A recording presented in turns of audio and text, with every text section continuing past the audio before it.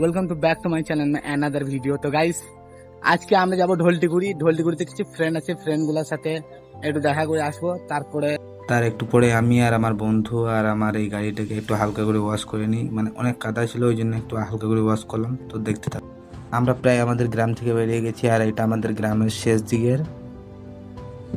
আমাদের গ্রামটা পুরোপুরি শেষ করার পর কিন্তু আমরা চলে আসি পাশের গ্রাম মঙ্গলপুর। তো মঙ্গলপুরে প্রায় গ্রামের শেষ মাথা থেকে বললে বলা যায়। তো তারপরে চলো দেখা যাক।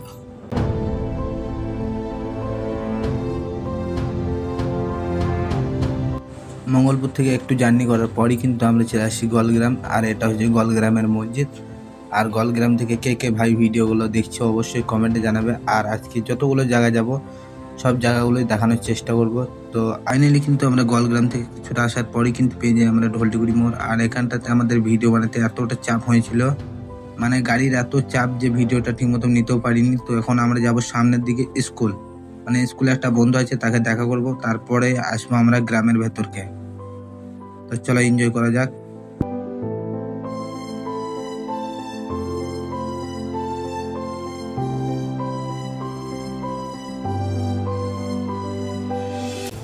কিছুটা পথ আসার পরই কিন্তু আমরা চলে আসি ঢলটিগুড়ি স্কুল।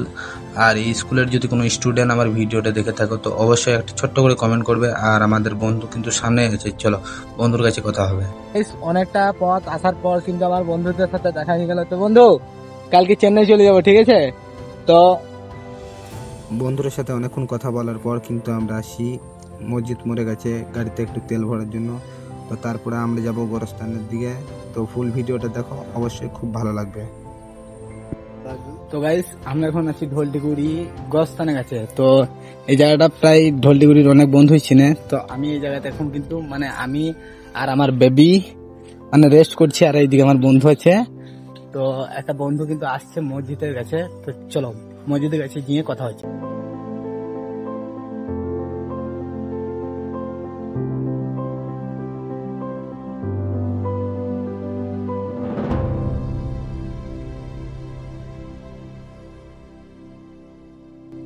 গোরস্থান থেকে কিছুটা জার্নি করার পরই কিন্তু আমরা চলে আসি গ্রামের ভেতরে। আর গ্রামের ভেতরে আবহাওয়াটা খুবই সুন্দর।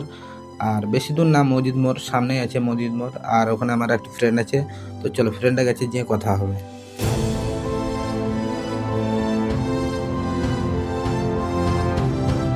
কিছুটা পথ আসার পরই কিন্তু আমার বন্ধুর সাথে দেখা হয়ে যায়, রবিউল ভাইয়ের সাথে। একটু হালকা করে আলাপ পরিচয় করার পর চলো দেখা যাক সামনের দিকে। একটু ঘুরে আসছে হালকা করে। তারপরই কিন্তু আমরা হোসেনপুরের দিকে রওনা দিই। আর আমার বন্ধুটারও একটু কাজ ছিল, প্লাস আমারও একটু কাজ ছিল। তো ভিডিওটা দেখতে থাকো, খুব এনজয় হবে।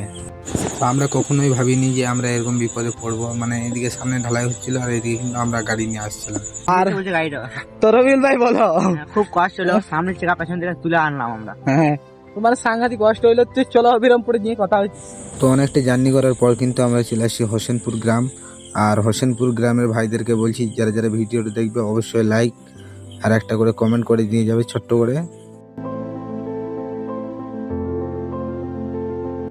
তারপরই কিন্তু আমরা স্কুলের ভেতরে ঢুকি। তো এটা হচ্ছে অবিরামপুর হাই স্কুল, আর ওই সামনেটা হচ্ছে হোস্টেল, আর এখানে অফিস। তো এখানে এই আমার বন্ধুটার দরকার, আমার দরকার। তো গাইস চলো অফিসের ভেতর থেকে আসিনি কথা হচ্ছে। ফাইনালি কিন্তু ফর্ম লিয়া মিলেছে। কই ফর্ম লাগবে রে? গাইস, আমার বন্ধুর হাতে কিন্তু এখন ফর্ম আছে। তো লাইক কমেন্ট ফলো শেয়ার অবশ্যই করে দেবে। আর কে কোথা থেকে ভিডিওটা দেখছো অবশ্যই কিন্তু কমেন্টে জানাবে। আজকের মতো এখানে ব্লগটা এন্ড করলাম। তো আবার দেখা হচ্ছে পরের কোনো ব্লগে।